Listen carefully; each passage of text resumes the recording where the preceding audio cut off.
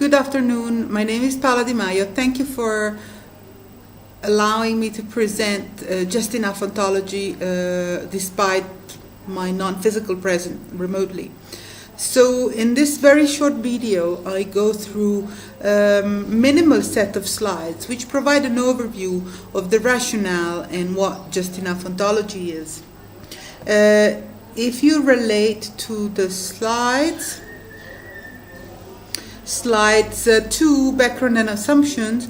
So yes, it was. I was based in the UK, but work internationally, and based on real-world problems that I observed at the time, or on a range of problems, and in a period that I was working within the information management industry, in particular the web-based information industry. So it's not just it's particularly the web. When the web, we try to develop information system for the web, that ontologies become useful. But it could be said that in any electronic device, on any internet level, ontologies can have a role. The first version of this approach was published in 2007 or 2008, and then I gave a few tutorials, some of which were half a day, so I have a set of slides of 100 slides, and in relation to different problems and problem sets. But today I just provide a quick overview. Slide 3, what is Just Enough Ontology? I want to apologize, by the way, if it's a bit noisy, because I had to just dump my computer wherever I could find a connection, and it could be a bit noisy. I hope it works. So what is Just Enough Ontology? It's a agile, pragmatic, socio-technical approach to ontology development, reflective, evolutionary, and learning framework. So it is not intended to be a complete approach that solves every single ontological problem, and certainly not a silver bullet solution. It's not something that will work in every case. But Just Enough Ontology is like a process that can guide people who everyone, not just the experts. An expert in ontology will be able to tackle some of the ontological challenges, but not necessarily the challenges related to project management, to communication, and to the inclusiveness of the approach, or to the quality targets. So Just Enough Ontology is a framework that guides the development team, irrespective of their background and expertise, into making cohesive decisions to help push forward the ontology development project, considering that ontologies are becoming needed in places and in enterprises and in projects where there may not be skills or resources available to do ontology development. So it is intended not only for every man's guide to ontology, but also for teams of experts who may have more expertise in one area than in another. So ontology, Just Enough Ontology, it's supposed to support the collaborative development of ontology, simplifying in particular the management and the organization and the planning, and streaming it down to streamlining it to a set of steps, which I think is step 13. It reduces complexities and it reduces risks of failure, or at least this is what it's supposed to do. Slide 4, opportunities and challenges. So we know that ontologies are useful, they clarify. I like to think that they clarify the knowledge model. So an ontology will help not only to the system to function, but to clarify the intended use of the system and its limitation and its scope. So it is a useful knowledge model not only for the integrity, for the validation, for whatever functionality, intended functionality the ontology is for, but more generally to establish clarity in the project or system as a whole. And I like to think of ontologies as knowledge specifications. So we rarely have the chance to write down in detail what knowledge supports a system, a device, or a project. And ontologies can help us do that at different levels of formalizations. And we have, amongst the challenges, obviously the complexity, the entanglement. So very often a problem is a result of a subset of other problems which are related to other spaces other than our technical challenges. So there is complexity and there is entanglement between different aspects of the complexity, which very often get us stuck and create burdens within the project teams. Then, of course, we have the language, the representation, the multiple views, goals, and interests within the different stakeholders. And there are so many methodologies to choose from that you need quite a specialized level of expertise just to decide which approach should we follow to develop our ontology. So, and very few resources available that can help us make this decision. So very often people need an ontology just to achieve a function, and then they have to spend a lot of time working out what an ontology is, how does it work, how do we choose which approach and method. This is what a just enough ontology is for. Slide 5. So a very quick word about just enough approaches. So the just enough approach, I haven't invented it. It was first done by other people, eminent people, or much more eminent than I am, in the early days of information technology industry, when they were trying to develop information systems, but nobody have ever done an information system of that kind. So they were all firsts. And the complexities and the decisions and the risks became so big that the cost of failure were sometimes critical. So in particular, this happened when the database, in the 70s, when the Oracle started putting out stuff, and databases became pretty much the core of an information architecture. However, there were a lot of complexities and different methodologies and different considerations to go about developing a database. Was no longer something that we can just say, oh, we need a database. We need to invest skills and resources in making these databases. So these guys called DeMarco and Jordan, for whom I've done some work, developed this approach and say, okay, we don't need all the stuff. Let's just pick out what we really need and let's make that the core of our activity and process. And this is a little bit what Just Enough Ontology does, based on principles of agility, adaptivity, evolution, just in time, and just enough, which were adopted also in other industry, not only in the information technology industry, but eventually we have seen this agility become necessary to optimize production, even in manufacture. As you know, Japan has done some great progress, and Korea, and some, especially in the East. Now, slide 6 shows a typical life cycle approach for ontology development. So I've taken this, I think, from Asunción Gómez Pérez. She wrote a book, Ontological Engineering, where the authors did a good job at reviewing all the existing methodologies. And by analyzing these methodologies, it seems pretty obvious that the activities in ontology developments are very analogous, very similar between methods. There are some differences in the focus of some activities or some phases, and sometimes the sequence of the phases is different.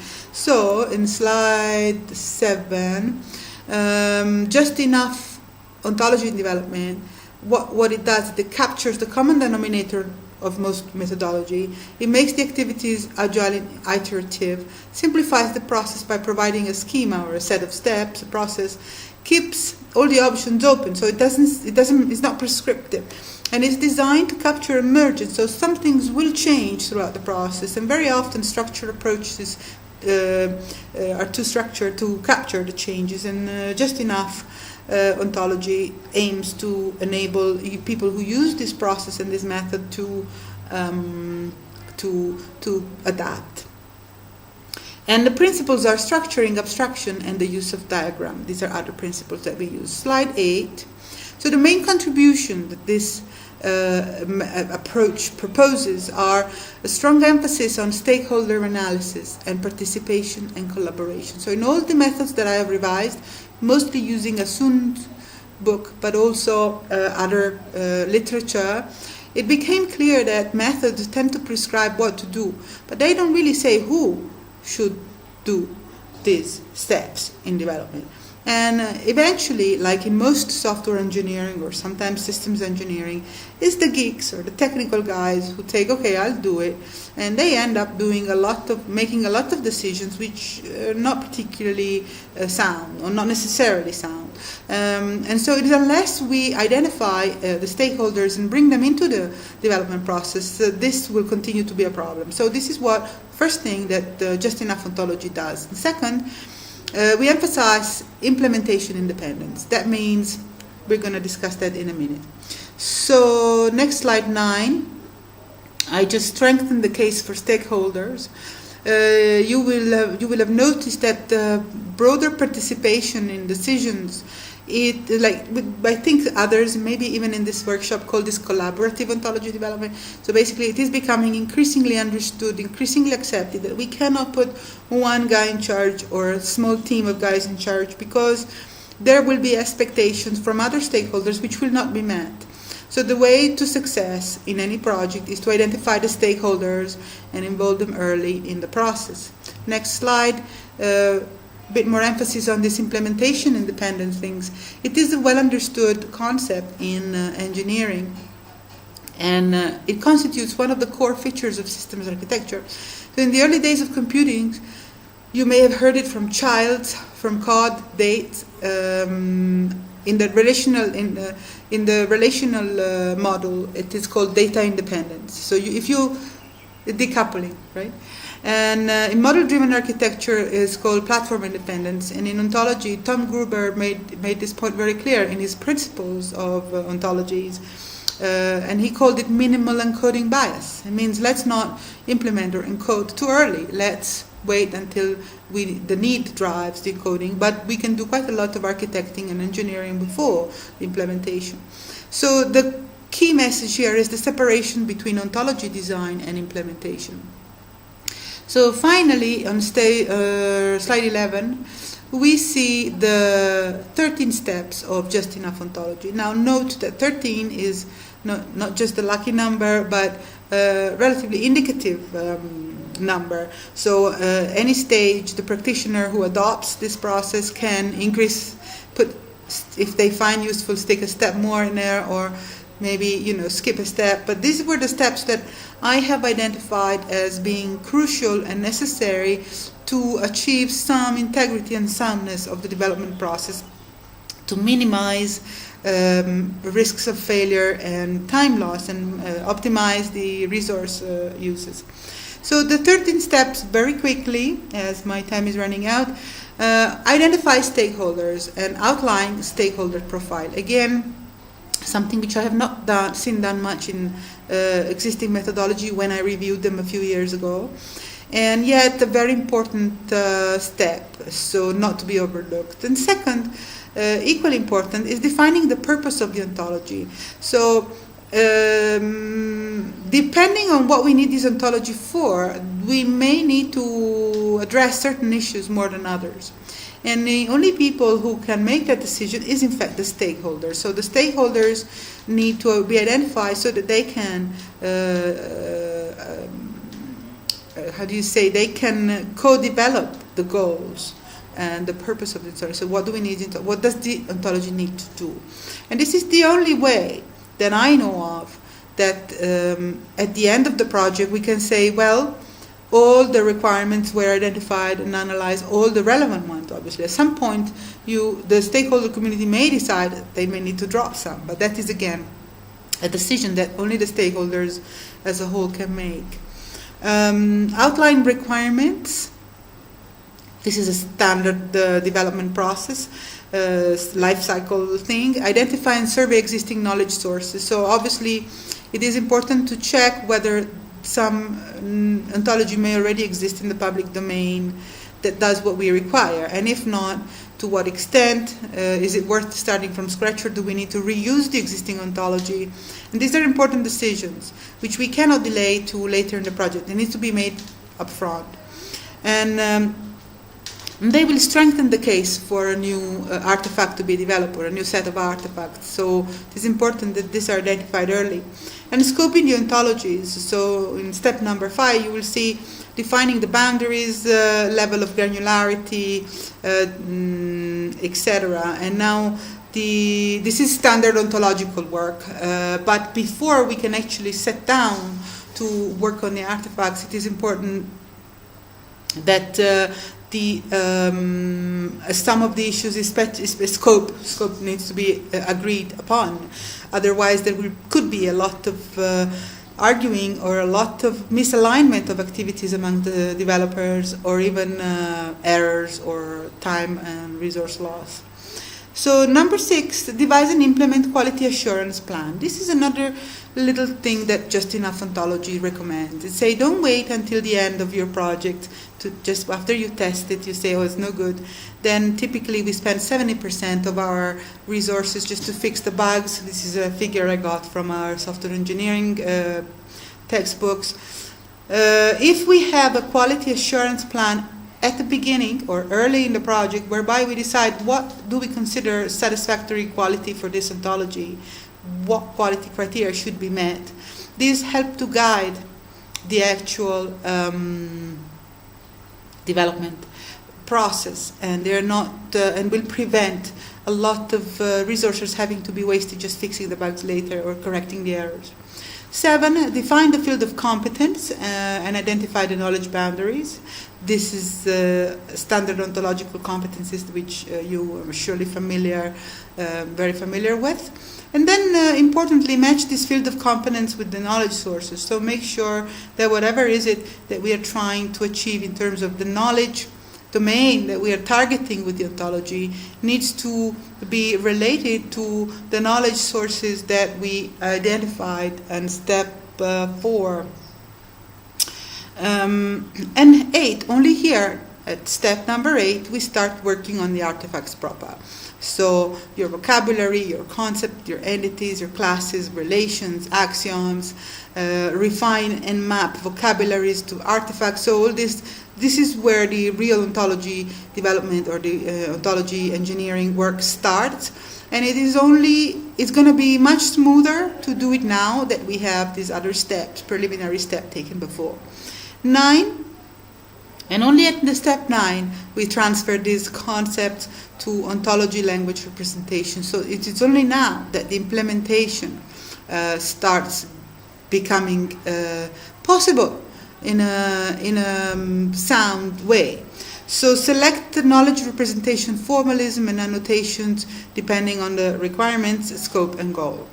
And interestingly, if you have done all your homework properly, you can actually do more than one implementation. You can have all the concept and the diagrams and all your ontology on paper first before being encoded. And then it's relatively easy to encode in more than one formalism using more than one language, for example, or platform. And it could be, and the risk of making mistakes is so much more contained. And then deploy, integrate, test, evaluate, publish, importantly, make it public, and maintain and reuse. These are standard development steps. So lastly, on slide 12, I place a link to a much broader set of slides. Unfortunately, I only had a few minutes today, so not much has been said in this talk. But if you're interested in the details, and also you can search the web for much more detailed papers and publications. I thank you. Sorry again for not being there, and I will see you next time. Thank you. Bye.